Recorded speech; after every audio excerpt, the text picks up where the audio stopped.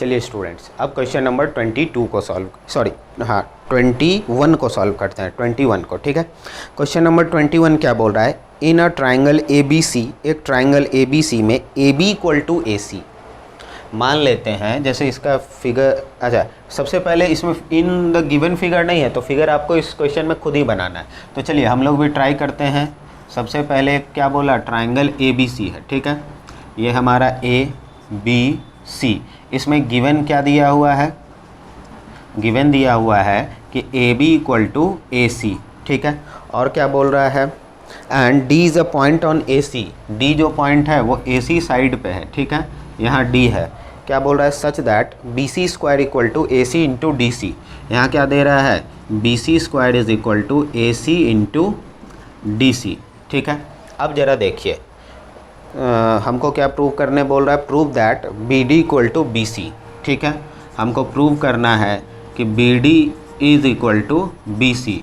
B D मतलब ये वाला लाइन, ये वाला लाइन इस वाले लाइन के बराबर आएगा, ठीक है। तो चलिए सबसे पहले हमको ये जो गिवन है इसका हम इस्तेमाल करेंगे, ठीक है।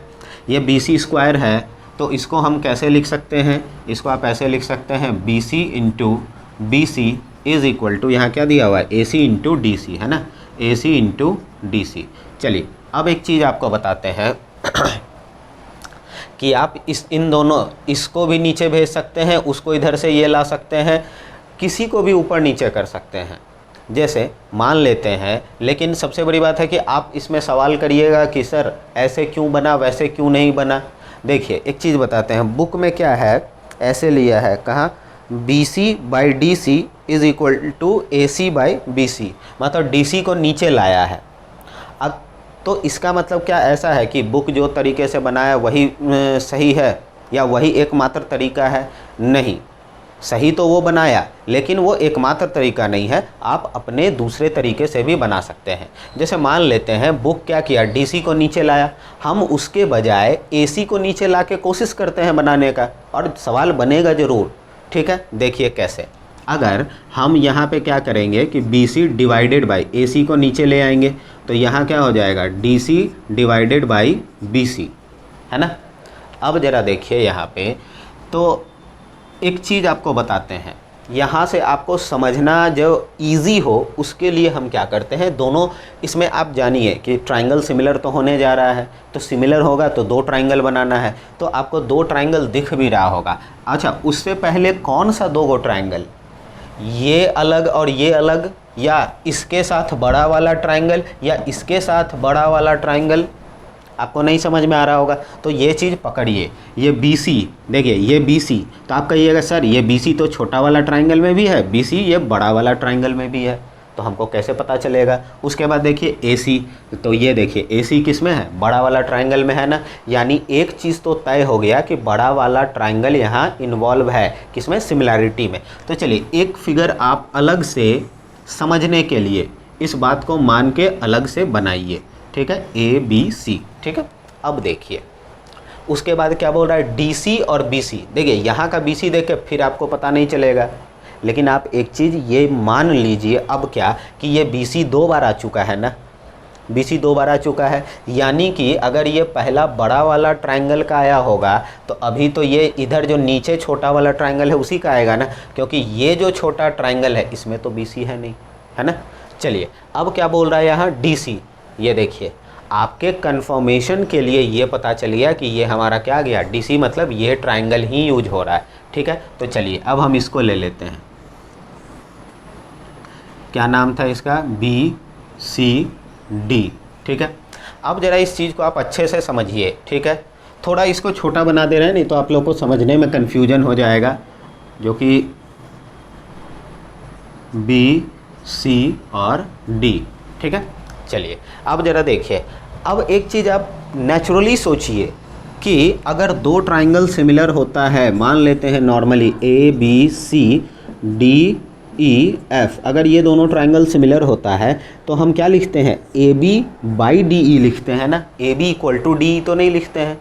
मतलब ये जो रेशियो में आप खुद सोचिए, A B by D E जो आप लिखेंगे तो ये और ये जो आता है, तो ये पहले वाले ट्राइंगल का एक साइड होता है और ये क्या होता है, दूसरे ट्राइंगल का एक साइड होता है ना, ऐसा तो नहीं है कि दोनों एक ही ट्राइंगल का है। समझ में आई बात? इसका मतलब ये BC और ये AC दोनों अलग अलग ट्राइंगल का साइड्स लिया गया होगा। समझ में आई बात? ठीक है, इसको हटाते हैं मिटा के। अब जरा आप देखिए यहाँ पे, तो आप खुद सोचिए AC जो है वो सिर्फ बड़े वाले ट्राइंगल में आ रहा है कि नहीं? और एक बात, इसका मतलब AC बड़ा वाला ट्राइंगल में आ रहा है तो BC कहाँ से लिया गया होगा? इसी ट्राइंगल से तो नहीं ना लिया होगा, ये कहाँ से लिया होगा? छोटे वाले ट्राइंगल से। ठीक है, तो एक चीज़ आप यहाँ पे समझिए, BC बाई AC मान लेते हैं कि अगर ये स्मॉल a है और ये स्मॉल b है, ठीक है, तब ना ये small a by small b आएगा, BC बाई AC। ठीक उसी तरीके से DC कहाँ आएगा? छोटे वाले ट्राइंगल से, यानी कि ये भी हमारा क्या बनेगा? स्मॉल a, ठीक है, और फिर BC हमारा क्या बन जाएगा? Small b। एक समझने के लिए बात बोल रहे हैं, ठीक है। अब देखिए, तो यहाँ आपको क्या हुआ, ये चीज़ बता क्या रहा है स्टूडेंट्स? ये इस चीज़ को बता रहा है कि इन दोनों ट्राइंगल का दो गो कॉरस्पॉन्डिंग साइड्स का रेशियो आपस में क्या है? इक्वल है, बराबर है। समझ में आई बात? क्वेश्चन अच्छे से पकड़िए, ठीक है। चलिए, तो दो गो कॉरस्पॉन्डिंग साइड का रेशियो आपस में बराबर है। अब उसके बाद क्या बोलेंगे कि ये एंगल और ये एंगल क्या है? आपस में इक्वल है ना। लेकिन उसको आप लिखिए अच्छे से, प्रोसीजर से लिखिए, क्या?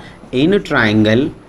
अगर एक चीज़ और आप गौर करिए, यहाँ हम आपको लिखना मतलब कौन सा चीज़ लिखना? अगर मान लेते हैं आप ABC लिखेंगे, इन ट्राइंगल ABC लिखेंगे एंड ट्राइंगल कौन सा इधर लिखिएगा? ऐसा थोड़ी है कि DBC सिर्फ लिख दीजिएगा, नहीं ना। इसको कायदे से समझिए।